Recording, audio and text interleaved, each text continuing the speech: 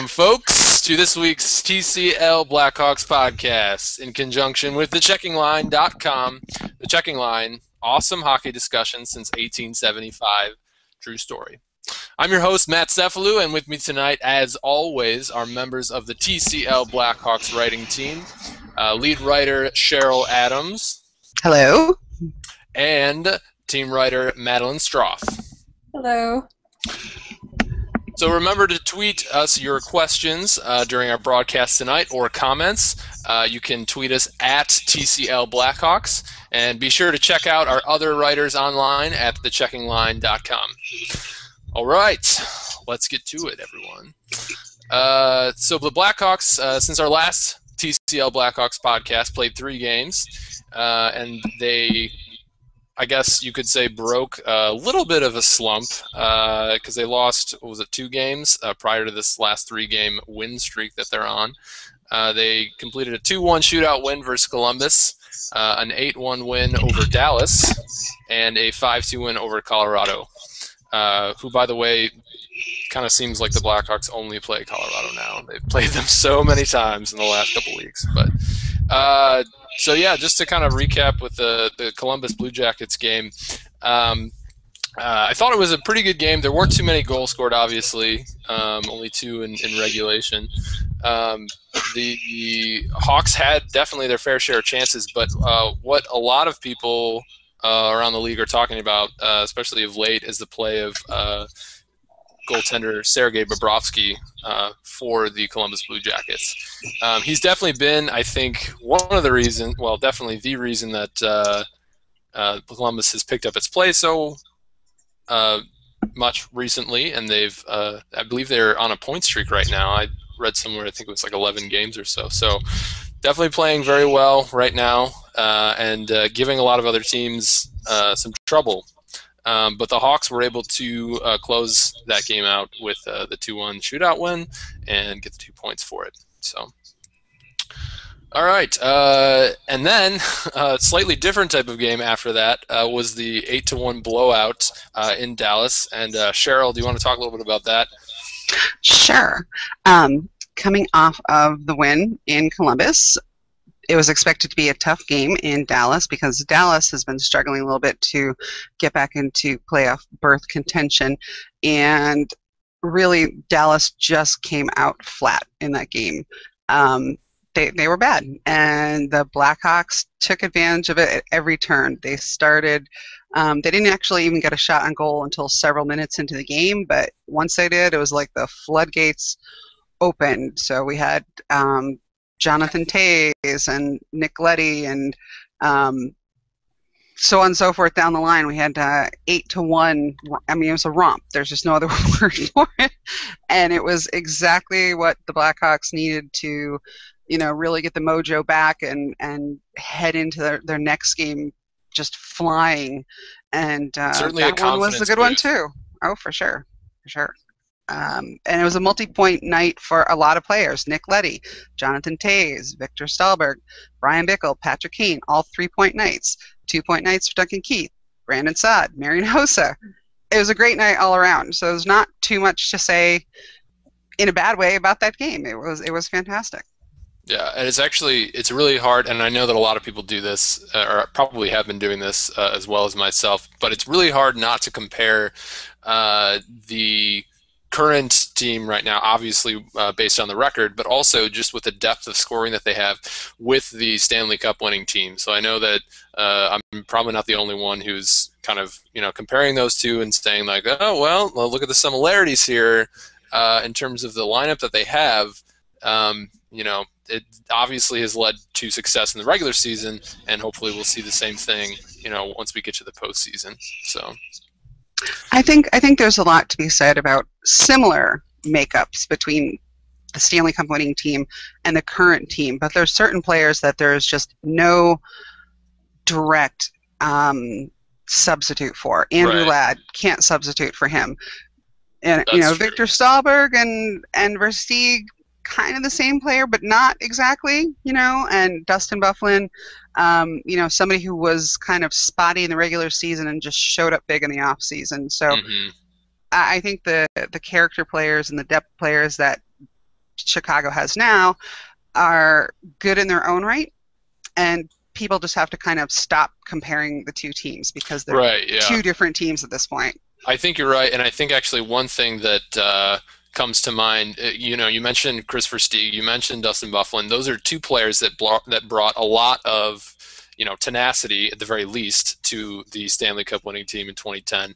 And part of my concern is when you get to the playoffs, those elements come into play quite a bit and can really kind of boost your team through, a 7-game series, we'll say. So potentially, that's something that I think we haven't really – I don't know if we've seen too much of that. I mean, you do have like a player like Andrew Shaw who can get really gritty and tenacious like that. But, it's something that I don't know if it's quite as matched with the current team versus the Stanley Cup winning team.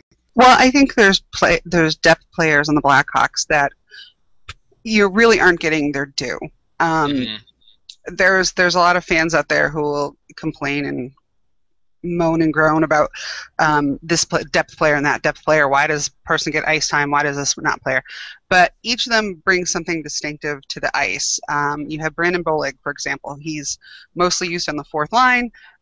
He's been showing a better offensive touch lately. He works really hard to improve his game. He goes out there and gives it his all every shift. And you want every player to play like that, being out there, putting it out on the ice every night. And you have Jimmy Hayes, who's come up from Rockford. His first couple of games, the first game he was out, you saw he was a little tentative, and then he was much more assured as the games rolled on. And I think we're going to see a good game from him tonight.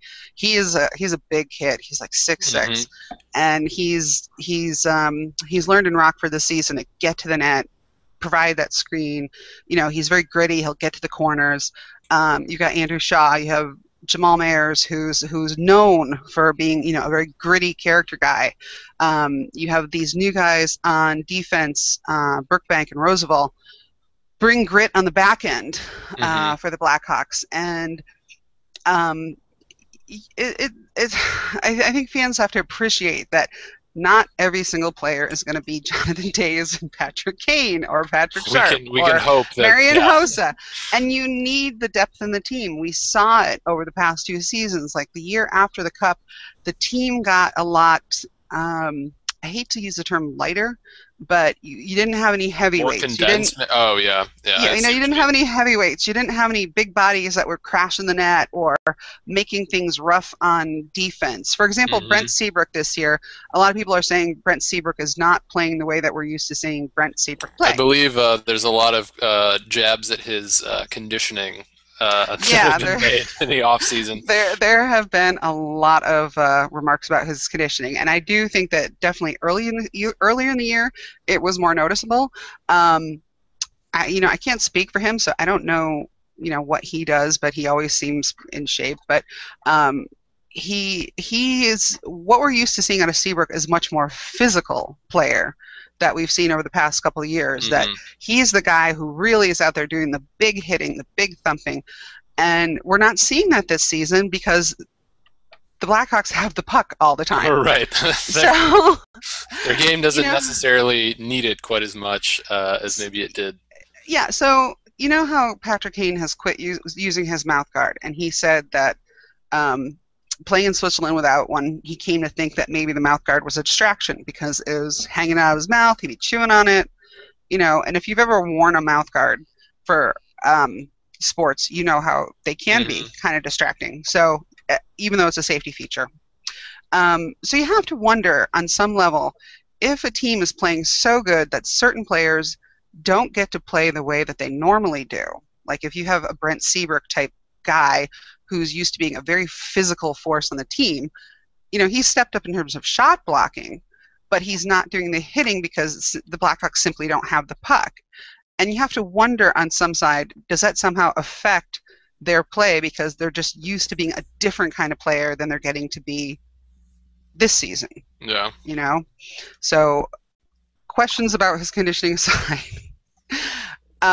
we just have to kind of wonder what's different with Brent Seabrook this year that maybe is a different factor that's in his game. We're just used to seeing him be a very physical guy. He's the guy who gets in the corner and boom, makes the guys afraid to chase back after the puck. We don't see that as much this year because the Blackhawks always have the puck. And what's the saying? You hit less because you've got the puck all the time. Right, exactly. Yeah. True. So the moral of the story is, don't worry about Brent Seabrook. He's going to be just fine. But I want to go back to talk a little bit about Jimmy Hayes and some other things related to the Colorado game, the most recent game that the Blackhawks were able to pull out a win in, and more so than just pull out a win. Madeline, why don't you tell us a little bit about that game? Yeah, so Chicago was able to take it 5-2 to kind of get a little bit of revenge against the Avalanche for their harsh beating that they received earlier on March 8th. That 6-2 victory that was the first regulation loss for the Blackhawks. But Jimmy Hayes, like you mentioned, he was the first point of the game, and that was his first point of the year for the Blackhawks. The Blackhawks that game, you could just see the consistency kind of coming back to them, making really smart passes on the ice. They just dominated puck possession. Andrew Shaw was able to get another one in the net right within 5 minutes, I believe, of that first Jimmy Hayes goal. And it was just really fluid out there on the ice. Again, really dominant as far as puck possession goes. You saw Colorado just kind of scrambling around a little bit, and the Avalanche this year have at least played their best hockey when facing the Blackhawks, which coming into this, was a little bit nerve-wracking because they had dropped 3 games previously, but seeing the hard time they'd given the Hawks to earn those points, made it a little bit nerve-wracking. But, yeah, everyone just seemed aware and awake. Patrick Kane pulling those double shifts after Marian Hossa was pulled out of the game early with his injury. It just everyone was on their toes that night, and it was great hockey play all around, I think. So, but yeah, 5-2 victory for the Hawks. Good things. Yes, absolutely. And I think one of the biggest differences that we kind of already touched upon between the Colorado game and the Dallas game being really that it didn't seem like Dallas was playing well at all, because we know that Dallas is better than that. I think we've seen, based on some of their if you've seen any of the games this year, they've definitely been better than they were in that 8-1 romp. So I think that game was more of a combination of the Hawks just playing as well as they do and in conjunction with the Stars just playing like crap. Whereas the Colorado game, I don't really think, from what I saw, I don't think the Colorado Avalanche played that poorly of a game. I think the Hawks just played so well that was your final score. Yeah, you rarely saw the Hawks out of just that top form. They got the first goal for the Avalanche was Gabriel Landeskog, and that was actually a shorthanded goal when the Hawks just kind of dropped back a little bit on their own power play and just weren't as alert, and they ended up scoring, I believe, in the last 30 seconds of the second period, or the first period, sorry.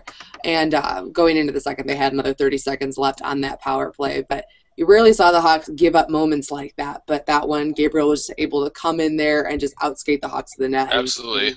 Yeah. And you got to credit Landeskog for being able to do that. I mean, that just kind of displays the talent and power that he has as the Colorado captain. So, all right. Thanks for those recaps. Good. Okay, let's move on here. Patrick Kane, as we've already mentioned, has been putting on more than just fancy plays and spinorama goals and things like that. His point production over the last 4 games has been really impressive. I believe he has 10 points over his last 4 games, which is a very, very impressive hot streak.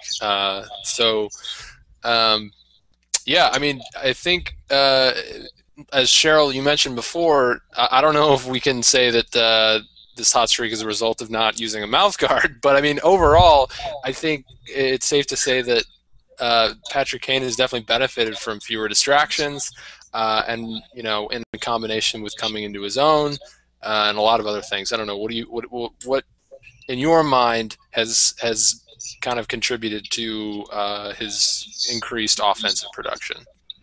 I think the time in Switzerland was good for him. I think the time in Europe or other leagues was good for the team across the board. I think sometimes you need to get out of the comfort zone of where you normally play to change things that you wouldn't necessarily have had pointed out to you otherwise or seen otherwise. So can't say anything about what went on over in Switzerland or Austria or Italy or wherever the guys played in terms of coaching style, but you're definitely seeing, an elevated level this year, whether it's the, being warmed up, so to speak, by having spent half the season playing already, or, just the motivation of having lost half a year and having, a much shorter season to have to prove themselves.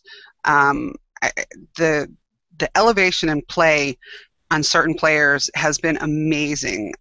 Look at Nick Leddy. He's looking like a whole different defenseman this year in a good way.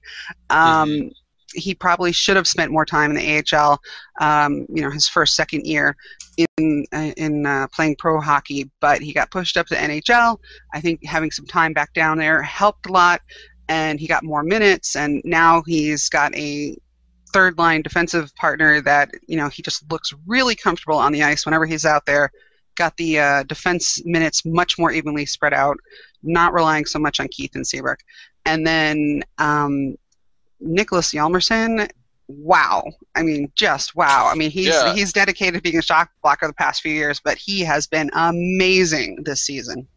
And, he's a player that I think he's been so good, but in sort of, and he's been quiet good. I think we hear that term a lot from players that contribute not on the score sheet, but on a nightly basis. I haven't heard anything about Hjalmarsson at all, and I think based on the type of game that he plays, that means he's playing extremely well. Because usually, I think last year, after he came back from injury, I believe it was last year, where he really struggled, and it was just a whole lot of talk about, Hjalmarsson's really struggling, that defensive play that somebody screwed up. Oh, big surprise, it was Hjalmarsson. There was a lot of that, and I think his confidence kind of was a little rocky at times. But this year, I think he's been so solid. You just don't hear anything because he's not going to score goals necessarily. He's not Brent Seabrook when it comes to his offensive production. So, but he still contributes a lot. So I think that's probably why you're not hearing anything about him. Well, what you're hearing is good. I mean, right, exactly. He's catching a lot of pucks in the crease that either goalie might have left there on a rebound or something, and he's scooping him out and getting him away. And the same thing with Duncan Keith, that we've seen Duncan Keith return to that 2010 form, that we really quite haven't seen the past 2 years, unfortunately. It's sometimes it's just amazing to look at this team and go, wow. Yep. we know these guys are good, but they just took it to a new level this year. And this morning, actually, some of the beat writers said that I think it was Bruce Boudreau. Let me see if I can find the quote. Said that Kane he's playing like Taze has been playing for years. He's just bringing it all to the rink and bringing a lot of dedication. And he's still having fun out there, but you are just seeing that intensity that we've seen from Taze all along. So, yeah. Absolutely, definitely been a huge positive for the Hawks over the entire season. So we look forward to more of that as we get closer to the postseason. All right, I think we'll put that to bed. Let's move on to another point of discussion. I'm sure lots of our listeners have heard that the GMs had a meeting. I believe it was the meeting today. Yes. They met Toronto. Today. Okay. And obviously, the topics of discussion in this meeting are probably also familiar to people. They discussed Visors, implementing that as a permanent requirement for players, and in a grandfathering method of implementation. They talked about hybrid icing, and they talked about potentially changing the goalie pad size. So yeah, let's just touch on the visor issue. I mean, we've talked a little bit about this before. Visors are obviously not required for players. I believe it's something close to 30% of players don't use them. I think that's right. And yeah, I mean, it's something that it seems like needs to be done. I mean, we keep hearing about player safety and how that needs to be a focus, and it's definitely something that I don't know. Props to the league for looking into this. I think it needs to be done.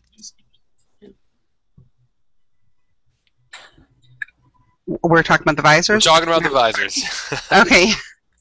Sorry. I was looking something up. I think the visors just make sense. It's a safety issue. We discussed this last week that some players complain about condensation buildup within the visor. There are ways to help prevent that. Yeah. But the thing is, it's a safety issue. We saw it with Mark Stahl. And a lot of the lower leagues, especially kids leagues, kids now, I think it's pretty much required across all, kids level leagues to have a visor or some sort of face cage or whatever the case may be. So I think that going forward, the kids coming up into the professional leagues are just going to have grown up with it and think nothing of it when they get to the NHL level. It was cited today by the GM meeting that approximately 72 to 75% of the players already wear visors. So, it's really a small percentage of players that don't wear them already. That are just going to have to deal with it.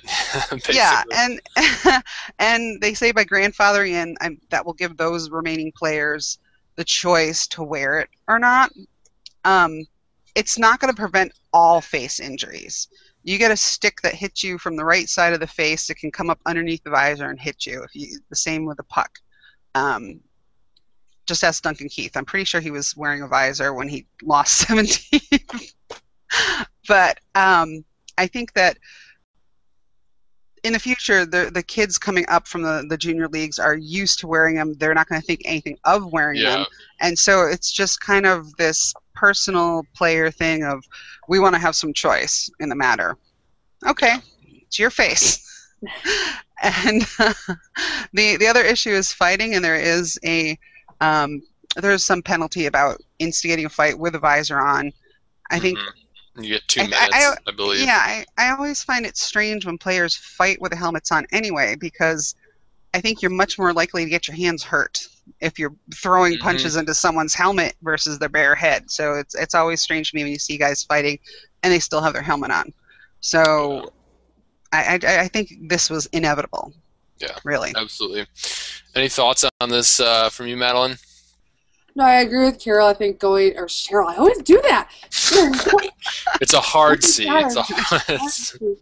Cheryl, with just the grandfathering in process, because you're going to have those players who are just going to say, I don't want this, I want my choice. But going along with what she said also about, you're having these kids come in from junior leagues who they've had to either wear cages or visors their whole go through hockey. So having a visor now at the professional level isn't going to change much in their mind. But giving the option to players who are that stubborn about not protecting their eyes or their face, more power to those guys, I guess. But, I think the grandfathered in process is the most important part of this, that, it satiates the players that want that in a way, but also protects the players who, care about safety.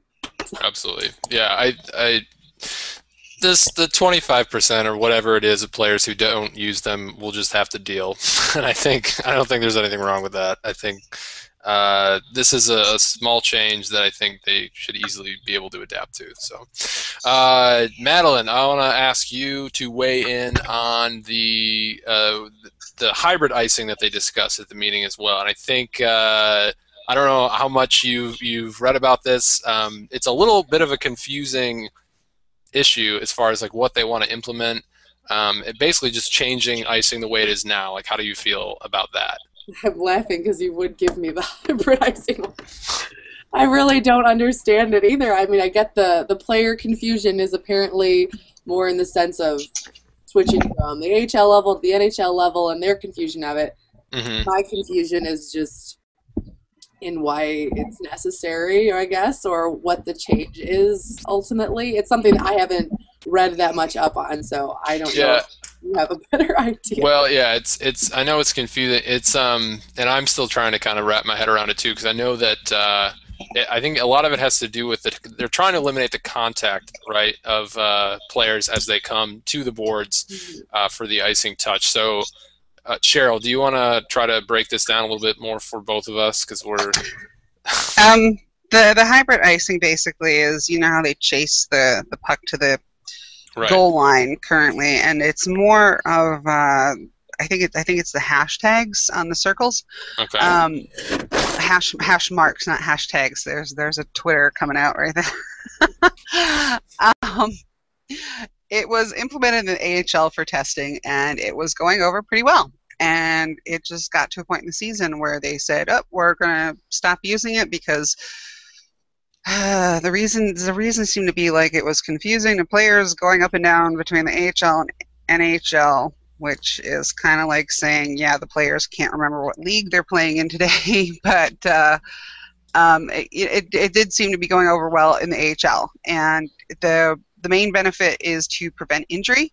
You know, some pretty high-speed skates going into the boards, those chases. Yeah. I watched several games live early in the season, and I don't think that having the change to the icing rule took anything away from the game. Yeah.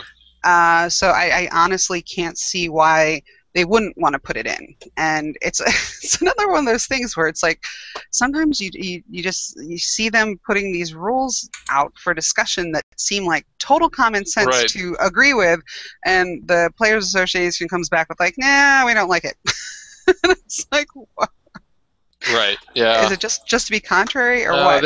I get that they're worried about, you know, they want to keep the preservation of their game, and the preservation of pace. They don't want things to slow the game down. Fine, I get that, but again, this is another safety thing. We've seen pretty bad injuries result from the players going too quickly into the boards, and I understand that injuries are going to happen, but if there's an opportunity to try and reduce those injuries, then I think the league should take a look at it, and that's what they're doing. So yeah, it's a matter of inches and feet, when it comes to chasing down the puck, and it's a major safety issue that we've seen it just on the Blackhawks past couple of years. There's accidental contact as you pull up to the boards that players collide. There's players who've been pushed and ended up, like Ovechkin and Brian Campbell a few years ago.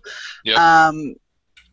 It just seems like another no-brainer thing to improve the game, and from what I saw in the AHL, I honestly don't feel like it slowed the game down any. So we'll see. Yeah, we'll see what they do with it. It should be interesting. We have a few minutes left here. Madeline, I'm going to shoot this topic to you. For the last thing one of the other things that they discussed in the GM meeting was reducing the size of goalie pads, I think in an effort to increase scoring. Do you think that this is necessary? I know that they also talked a little bit about one thing they also talked about was the coach's challenge. So I'll give you the option of commenting on one or both of them. Goalie equipment. Yeah. No, I've heard about this, and again, it is in an effort to help with scoring, so that you could have a little bit that players aren't just shooting at pads and right. bars. There is actually some scoring. When you've got a goalie that's 6'7", exactly, with those pads goalies on, are getting bigger. You don't have these little guys in the net anymore who aren't taking up as much space. You're shooting at, and it's at some point I think that makes it that every goal that much more rewarding. But at the same time, I also don't want to watch soccer. So I think and I know there is some debate about the equipment being smaller, meaning that the goalies would be less protected. I don't know that we can make that argument, because with just technologies involved in that, I think protection shouldn't be an issue just in scaling back the size. They've got new materials, lighter materials. In some parts, it might make it easier on the goalies, but at the same time, you're going to see a little bit of a leeway as they get used to performing with that equipment when their pads aren't quite as big and they can't block shots the way they used to. So I think as far as protective equipment, when you're talking about their leg pads and especially that, I think, there shouldn't be a safety concern there. I think everything that's addressed is just on that scaling back the size of it to make the game just a little bit more interesting scoring-wise, having those, higher scoring games. But ultimately, I don't see a problem with it personally, as long as that safety issue never comes into play and the equipment is as rigid and is as protective to the goalies, who are having players skating at them full force and being piled on top of. And I think that's the bigger issue, that rather than any debate about how it would affect the game in the long run. Yeah, absolutely. No, I think that's a good way of putting it. Now, Cheryl, I think you maybe had some different thoughts about this. My concern is again the goalie safety issue, although it sounds mostly like they want to deal with the leg pads. Okay. They've been quoted saying, goalies are bigger, better, filling up the net. You got guys like Ben Bishop and Henrik Karlsson, and I'm trying to think who else. Pekka Lindbach's. What is Lindbach? Isn't he like 6'8" or something? He's huge. Yeah, these guys are 6'5", 6'6", 6'8". There's this trend towards the huge in goal, and the shorter goalies that we've seen for so many years, the guys who are 5'9", 5'10", 5'11", 6 feet even, they're not really Jonas Enroth. I think Jonas Enroth can't be more than like 5'8". That guy looks so small in his pads. So small. Like, I worry for him. Yeah, like you're not seeing the smaller guys coming up to the NHL, and because I think the mentality is big guy fills the net more, makes it harder, and that's just a trend we're just seeing all across the NHL. Well, if bigger is better, why not get a big sumo wrestler and park him in front of the net, and then he just fills up the whole net, and you got nothing to shoot at. I mean, if they can skate, I guess why not? Yeah, so another discussion, I don't know if the GMs discussed it today or not, but another thought that's been thrown out there is to make the nets a little bigger. Well, I don't know, you don't want soccer-sized nets out there. It's a fast-paced game. Like Madeline said, yeah. Yeah, and I don't think that the size of the net or the size of goalies has slowed down the game in any. I mean, you look at the Eastern Conference. It's a score-palooza. There is just no concern. I don't think there's a worry about scoring. I mean, there's 2 games going on tonight. You've got Toronto leading Tampa Bay 4-1 right now, and over in Detroit, I think that the score is also the same. Yeah, 5 goals already through 2 periods. Yeah, the Wild is leading Detroit 4-1. What's up with the Wild this season? So scoring's not a problem. I don't know what they want. I mean, do they want to go back to the games where there's, collective 15, 20 goals per game? I kind of enjoy the game where it's at right now. I don't think that it's all that necessary to make it more challenging to score a goal or less challenging to score a goal, rather by changing equipment and net size and so forth. Yeah, seems like this is just going to be one of the issues that we're going to have to wait and see. Like you said, I know that they're looking at the pads, the actual leg pads, but we'll just have to kind of see where they go with it before we can discuss it a little bit further. All right, we're running down to the wire here. Before we go, let's just touch a little bit about the Blackhawks game tonight. We were fortunate to be able to do our podcast this evening amidst the Blackhawks game this evening, but because it's a late one, since they're in Anaheim tonight, we were able to fit it in. This is going to be a good game. I think we've all been discussing it before we started the show, and we're pretty excited. Obviously, the top 2 teams in the West. It should be a great matchup. I think Madeline, we were saying earlier how this is sort of a nerve-wracking game, I think, for a lot of Blackhawks fans because, Anaheim did beat them in, what was it? They handed them one of their overtime losses, correct? Yes.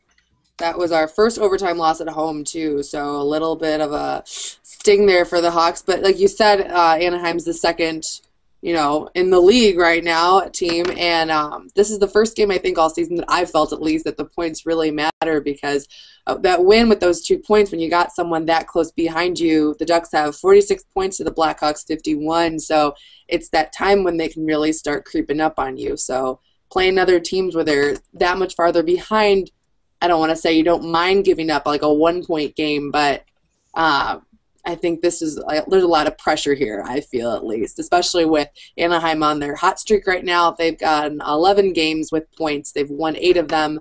3 are overtime, where they've gotten a point for those games. But just the way they're playing on their tough schedule with that every other day this whole month of March, it's just, I think it's going to be nerve-wracking, and especially given that the Blackhawks penalty kill has kind of been on that downswing, I think, prior to Yeah, they're not as hot as they were. No, definitely not. And we talked about it last week, I think, about just that penalty kill at the beginning of the season for the Blackhawks was all we could talk about, and just that praise, but it slowly started to decline. They've gotten a little bit better in the past 2 games, but before that, in 3 games, in the Edmonton and the Colorado and Columbus game, the Blackhawks had given away 6 power play goals and only 13 penalty kills, and they haven't improved much. They've given away 1 penalty goal or 1 power play goal in 4 penalty kills in the last 2 games. So it's just something that makes me really nervous, especially given that Anaheim has the number 1 power play at 24.7% in the league right now. So it's not a good time to have your penalty kill when you're facing, not only the number 2 spot in the league right now, but also the number 1 power play, who they've got a successful power play, and the Blackhawks, our power play just isn't happening. And I think the only reason we haven't given away more power play goals is just because we haven't been in the penalty box as much in the last 2 games like we were the 3 before. So, yeah, nerve-wracking game. You can tell I'm nervous. Yeah. Well, it should be a good one. And like you said, special teams will most likely be a factor in some way. But both teams stacked with offensive talent. Anaheim also benefiting quite a bit from the offensive depth in their lineup as well. Cheryl, what do you look for to be a huge factor in tonight's game? Well, I think there's going to be a lot of intensity. You got 2 teams, both want to have the bragging rights of, best in the West, and Anaheim did hand Chicago one of the early season losses. But if you're looking at the losses that Anaheim has had so far this season, when they lose, they've lost big. So they've got shut out by Vancouver 5-0. They lost to Dallas 3-1. The Kings 5-2. They went to 2 shootouts in a row against Phoenix, both games of which were scored 5-4. They lost overtime to St. Louis 2-1, and they had a shootout that they lost against San Jose 3-2. So I'm not saying Chicago can't lose big too, but it is going to definitely be a close, exciting game. Both teams have missing players. Got Corey Perry for the Ducks. He's suspended. Got Marian Hossa, Patrick Sharp, injuries. And it's just a matter of other players stepping up around them and playing what is going to be a very exciting game tonight. It's really too bad it's not on NHL or NBC tonight, but talk about a game that would have been perfect fit for rivalry night. Yeah, exactly. It would actually be a rivalry. Right, yeah. What a concept. Yeah, weird. All right, well, I think that just about does it for our time tonight. Thanks, guys, for being here as usual. Again, that the Hawks will play in Anaheim tonight at 9 p.m. Central Time, so make sure you tune in. The game is on NHL Network, so if you happen to have that, be sure to watch. And otherwise, we will see you for our next podcast next week. Again, check us out online at thecheckingline.com, and you can tweet us at TCL Blackhawks. Thanks, everyone, and good night.